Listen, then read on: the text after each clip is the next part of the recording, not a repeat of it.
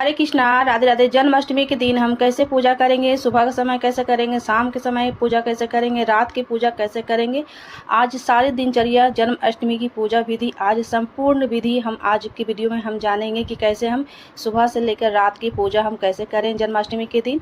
तो friends, video को पूरा अंत तक देखिएगा, सारी वीडियो आपको समझ में आ जाएगी कैसे हम जन्माष्टमी के दिन पूजा विधि विधान करते हैं और बहुत ही सरल तरीके से बताऊंगी। चलिए शुरू करते हैं। अपने कान्हा जी का जन्म उत्सव मनाते हैं।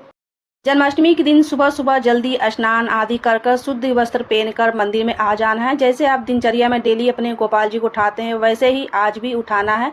उठाने के बाद हम जैसे बैठाते हैं, दूध का भोग लगाते हैं, वैसे ही आपको दिनचर्या आज भी करना है। तो इस तरह से मैंने गोपाल जी को उठा के बैठा दिया है, दूध का भोग मैंने लगा दिया है। तो अब इन्हें स्नान की करेंगे तैयारी, जैसे हम डेली स्नान कराते हैं। तो जन्माष्टमी के दिन सबसे पहले आपको पंचामृत से स्नान कराना है। डेली तो शुद्ध जल से स्नान करते हैं, मगर जन्माष्टमी के दिन जो है थोड़ा सा अलग क्रिया हो जाता है। जैसे कि जन्माष्टमी इनका है तो हम अलग तरीके से जिसे करते हैं, पंचामृत से स्नान कराएंगे। तो जिस थाली में आप स्नान कराते हैं, उसी थाली में आप स्वास्तिक चंदन से बना लीजिए, कुछ पुष्प रख लीजिए, तुलसी दल रख लीजिए। उसके बाद कान्हा जी को इसमें हम बैठा लेंगे और पंचामृत या कच्चा दूध से स्नान कराएं इस तरह से।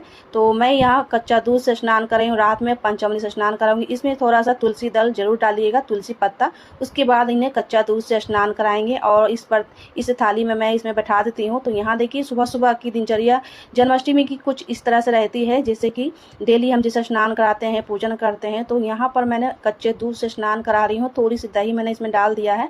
उसके बाद इस स्नान कच्चा दूध से होने के बाद शुद्ध जल से स्नान करा देंगे। और आज के दिन नए वस्त्र जरूर धारण करिएगा, क्योंकि जन्माष्टमी के दिन सुबह में भी नए वस्त्र रहते हैं, रात में भी नए वस्त्र रहते हैं। तो यहाँ अब शुद्ध जल से थोड़ी सी गंगा जल मिला लीजिएगा फ्रेंड्स। तो यहाँ देखिए शुद्ध जल से स्नान हो गया हमारे गोपाल जी का। ये जो जल है हम तुलसी पौधे में या तो और भी किसी पौधे गमले में डाल देंगे, इधर उधर ना फेंकेंगे।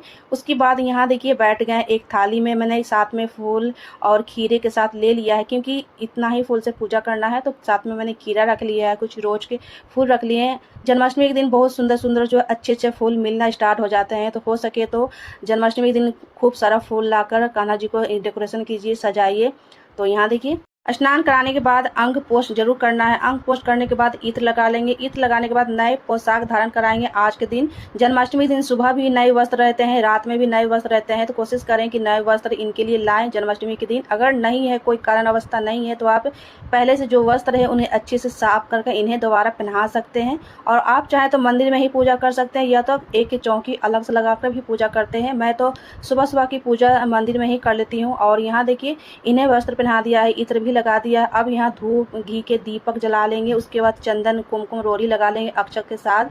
कुछ पुष्प यहाँ से अच्छे से इनको डेकोरेशन कर देंगे, सजा लेंगे। अगर कोई भी फूल मिल जाती है तो आप व्यवस्था हो जाती है तो फूल यहाँ अर्पित कर ले, क्योंकि ठाकुर जी को ऐसे भी गोपाल जी को कनैल के पुष्प पीले फूल काफ़ी पसंद है। उसके बाद मुकुट में मोर पंख जरूर लगाइएगा, क्योंकि बिना मोर पंख के भगवान स्वीकार नहीं करते हैं। तो यहाँ देखिए मोर पंख लगा दिए। जो भी सुबह सुबह आपको मिठाई मेवा कुछ भी भोग लगाना है, जैसे कि माखन मिश्री तो जरूर होनी चाहिए, क्योंकि जन्माष्टमी के दिन माखन मिश्री का ही भोग सबसे विशेष माना जाता है। तो यहाँ देखिए घर पर ही मैंने ये माखन निकाला था, ताज़ा ताज़ा माखन है। उसके बाद हम कर लेंगे आरती। तो सुबह सुबह की पूजा आप मंदिर में ही कर ले, हो सके तो, नहीं तो अलग से चौकी लगा ले। उसके बाद यहाँ आरती कर लेंगे। आरती करने के बाद देखिए भगवान श्री कृष्ण को पूरे प्रेम भाव से अर्चना से हम आरती करते हैं। इस तरह से जो भी आपको आरती आती है वो आरती यहाँ कर लें। उसके बाद आरती करने के बाद जो भी लोटा के जल है वो हम सूर्य नारायण को अर्घ दे लेंगे और क्षमा प्रार्थनी हम मांग लेंगे कि जो भी हमसे भूल चुके हो क्षमा करें। सुबह शाम की आरती में क्षमा जरूर मांगनी चाहिए। जो ये लोटे के जल है हम सूर्य नारायण को हम अर्घ दे लेंगे, थोड़ी सी तिल डालकर। उसके बाद हम आरती को साइड में रखेंगे। अब हमको शाम हो गई है, तो शाम को हम कैसे हमको जन्म करवाना है। तो शाम को हो गई है, शाम होने के बाद हम उनको भगवान श्री कृष्ण से हम सारी प्रार्थना कर लेंगे। और शाम की इस तरह से देखिए दोस्तों, शाम की जन्म करवाने के लिए सबसे पहले कोई भी दुपट्टा ले लीजिए या वस्त्र ले लीजिए। ये माता रानी की चुन्नी है जो कि मैंने कान्हा जी को ओढ़ाऊंगी, इस तरह से ढकूंगी। तो ये एक माता रानी की चुन्नी ले लीजिए इस तरह से, और भगवान श्री कृष्ण को हम इस तरह से ढक देंगे, अच्छे से कवर कर देंगे। और यहीं पर रख देंगे एक खीरा और एक सिक्का। चांदी का सिक्का है तो चांदी का सिक्का रखें, नहीं तो नॉर्मल सिक्का ही रख देंगे। देखिए दोस्तों, रात के 12 बजने से पहले ही मंदिर में शंख के घंटी का आवाज़ आने लगते हैं। इसी से पता चल जाता है कि अब हमारे श्री कृष्ण की जन्म होने वाली है। और जन्म करने से पहले हम घंटी बजाएंगे, शंख बजाएंगे, इस तरह से घंटी बजाकर अपने श्री कृष्ण जी को जन्म करवाएंगे। और यहाँ जो खीरे सिक्के मैंने रखे थे, तो इसे हम चाकू से ना काटेंगे, ना छुरी से काटेंगे, किसी भी तेज धार से नहीं काटना है। तो आपको जैसे मैंने सिक्का रखा है तो क्लॉक वाइज घुमाना है, घुमाते हुए काट कर इसको हटा लेंगे। दोस्तों, ये कार्य को जैसे छोटे बच्चे जन्म लेते हैं, उनके नल काटे जाते हैं, तो ठीक उसी तरह ये नल काटन, नल भेदन जो है कार्य से नाम जाना जाता है। ये ऊपर की भाग जो है हम किसी गमले के मिट्टी में दबा देंगे और बड़े वाले जो खीरे हैं हम सभी सदस्य में, परिवार में, प्रसाद में बांट देंगे। इस तरह से जो है ना कार्य हो जाता है। तो उसके बाद जैसे बच्चे जन्म लेते हैं, नल काट कर जो अलग किया जाता है। तो यहाँ देखिए हमारे गोपाल जी का जन्म हो गया है। और दोस्तों, यहाँ देखिए गोपाल जी का जन्म हो गया। जो भी फूल मैंने यहाँ रखे थे वो हटा लेंगे। और जय कन्हैया लाल की, हाथी घोड़ा पाल की। तो यहाँ देखिए गोपाल जी जन्म ले लिए हैं। उसके बाद चलते हैं, इनके स्नान की व्यवस्था करते हैं और चलिए इन्हें स्नान करते हैं। चलिए दोस्तों, श्री कृष्ण जी को स्नान करवाते हैं। और यहाँ देखिए स्वास्तिक बना लिया है और इसमें सबसे पहले एक तुलसी पत्ता रख लेंगे। स्नान कराने से पहले सबसे पहले कच्चा दूध, घी, शहद, शक्कर, ये सारे चीज़ से स्नान करा देंगे। आप चाहे तो एक साथ मिलाकर स्नान कराइए या तो अलग अलग से स्नान करा सकते हैं। उसके बाद शक्कर से स्नान कराएंगे। उसके बाद शुद्ध जल से स्नान कराएंगे। यहाँ शहद से स्नान करा रहे हैं। शुद्ध जल से स्नान करा देंगे, अच्छे से स्नान करा देंगे। और यहाँ देखिए स्नान हो गया, हमारे श्री कृष्ण जी का स्नान हो गया। अच्छे से अंग पोष करेंगे। ये जो चना अमृत बन गया, स्नान कराने के बाद पूरे परिवार में बांट सकते हैं चना अमृत कर कर। उसके बाद यहाँ देखिए स्नान कराने के बाद मैं यहाँ गोपाल जी को इत्र लगा लूँगी। इत्र लगाने के बाद यहाँ हम नए पोशाक पहनाएंगे श्री कृष्ण जी को। दोस्तों, यहाँ गोपाल जी को न्यू ड्रेस पहनाना है, यानी कि नए वस्त्र पहनाना है। जो भी आप लेकर आए हैं, नए ज्वेलरी, नए बैंगल्स, ये सारे चीज़ इनको श्रृंगार कर देंगे। तो ये ज्वेलरी मैंने घर पर बनाया है और ये बैंगल्स बना देंगे। इत्र लगा देंगे, दोबारा से इत्र हम पोशाक पर लगा देंगे। उसके बाद बाल इनको लगा देंगे माथे पे। उसके बाद मुकुट लाए हैं तो मुकुट इन्हें पहना दीजिए। नए मुकुट, नए वस्त्र, नए ज्वेलरी, ये सारी चीज़ हम श्रृंगार कर लेंगे। उसके बाद इन्हें बैठा देंगे आसन पे। गोपाल जी को पूरी श्रृंगार करने के बाद मोर पंख मुकुट में जरूर लगाइएगा। उसके बाद यहाँ आसन पर बैठा दिया गोपाल जी को। उसके बाद यहाँ देखिए छोटा सा आसन लगाएंगे गणपति को विराजमान करने के लिए, क्योंकि बिना गणपति की पूजा अधूरी मानी जाती है। एक आसन लगा देंगे गणपति के लिए। उसके बाद प्रेम पूर्वक भाव से स्नान कराएंगे। श्री कृष्ण जी को स्नान करेंगे, गणपति को स्नान करेंगे, जो गौ माता है उन्हें भी स्नान कराएंगे। उसके बाद घी के दीपक और धूप जला लेंगे गोपाल जी के सामने। उसके बाद घी के दीपक जलाने के बाद मौली वस्त्र रूपी कलावा जो है गणपति को अर्पित करेंगे। पीले चंदन गणपति को लगाएंगे, श्री कृष्ण जी को भी पीले चंदन लगाएंगे और गौ माता को भी लगाएंगे और मुरली में लगाएंगे, जैसे कि बांसुरी में भी लगा लेंगे, तिलक लगाएंगे, कुमकुम रोरी भी लगाएंगे, तिलक अक्षत के साथ, चावल के साथ लगाएंगे रोरी। घी के दीपक में भी रोरी, कुमकुम, चंदन, अक्षत, ये सारे चीज़ अर्पित कर देंगे। उसके बाद जो भी फूल की व्यवस्था हो रही है आपके पास, जो भी आपके पास फूल है, ये सारे हम भगवान श्री कृष्ण को अच्छे से सजा लेंगे। क्योंकि जन्माष्टमी के दिन बहुत अच्छे से सुंदर सुंदर फूल मार्केट में आने लगते हैं। हो सके तो बहुत सुंदर सुंदर फूल लाकर अच्छे से भगवान श्री कृष्ण को सजाएं।